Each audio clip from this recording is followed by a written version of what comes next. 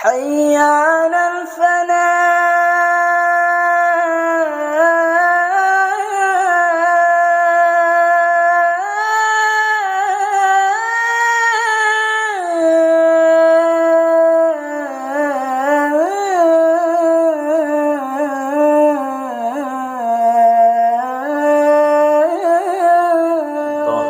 Kalaupun ada perbedaan pendapat di antara kita, nah itu biasa.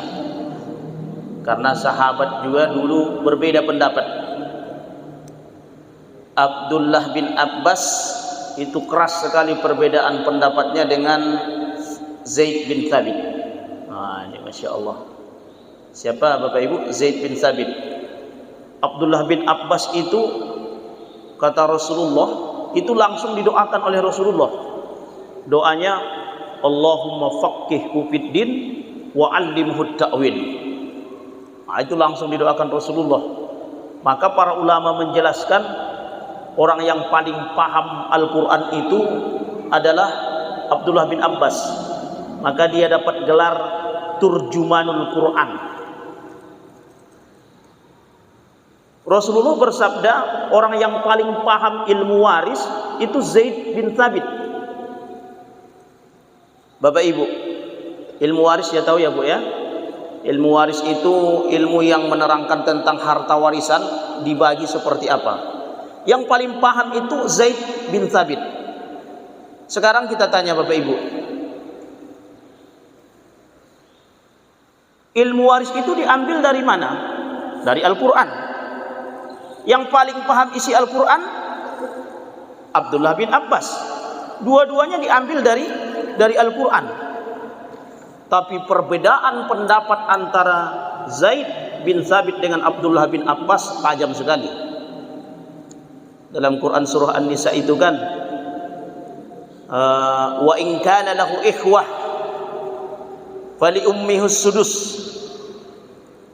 Kan dalam ilmu waris Bapak Ibu, kalau ada seseorang meninggal, dia punya harta warisan. Lalu kemudian dia tidak punya anak dan sejumlah saudara. Maka yang menjadi ahli warisnya siapa? Ayah dan ibunya. Mendapat 1/3. Kalau tidak ada ayah dan ibu. Tetapi kalau ada ayah dan ibu, kalau tidak ada anak dan sejumlah saudara.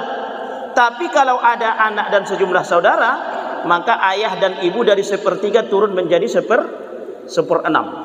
Debat Abdullah bin Abbas dengan Zaid bin Thabit itu luar biasa. Bahkan sampai Abdullah bin Abbas berkata, saya yakin betul dengan pendapat saya berani bermubahalah di depan Ka'bah. Mubahalah itu di atas sumpah Pak.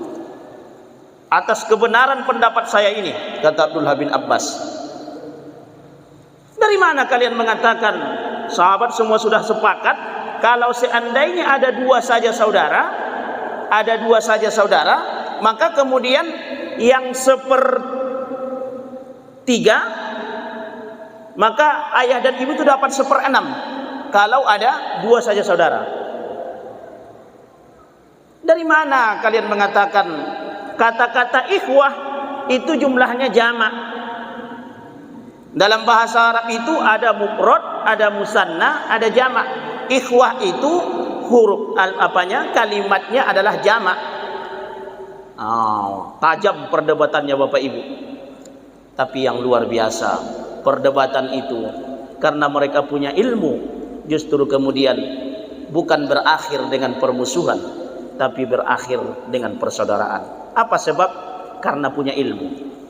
Ketika Zaid bin Thabit pulang dari kediaman Utsman bin Affan, maka kemudian datang Abdullah bin Abbas mengambil kuda, lalu kemudian diiringi kuda tersebut menuju Zaid bin Thabit, lalu kemudian persis posisi Abdullah bin Abbas seperti seorang budak yang melayani tuannya. Lalu kemudian apa kata Zaid bin Thabit kepada Abdullah bin Abbas? Bagaimana ini? Kenapa engkau lakukan seperti ini?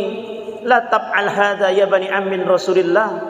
Jangan engkau lakukan ini wahai sepupu Rasulullah. Maka kemudian apa kata Abdullah bin Abbas? Hakadha umirna bi ulama'ina, beginilah kami diajarkan untuk menghormati dan menghargai para ulama-ulama kami. Dicium tangannya oleh Abdullah bin Abbas. Lalu kemudian Zaid bin Sabit mengambil kembali tangan Abdullah bin Abbas, lalu dicium tangannya oleh Zaid bin Sabit. Jangan kau lakukan itu. Apa kata Zaid bin Sabit? Hakadha umirna bi ahli Nabi sallallahu alaihi wasallam. Beginilah kami diajarkan untuk menghormati ahli bait Rasulullah sallallahu alaihi wasallam. Jadi Bapak Ibu, perdebatannya panjang luar biasa begitu, sengit begitu, tapi berujung dengan persaudaraan.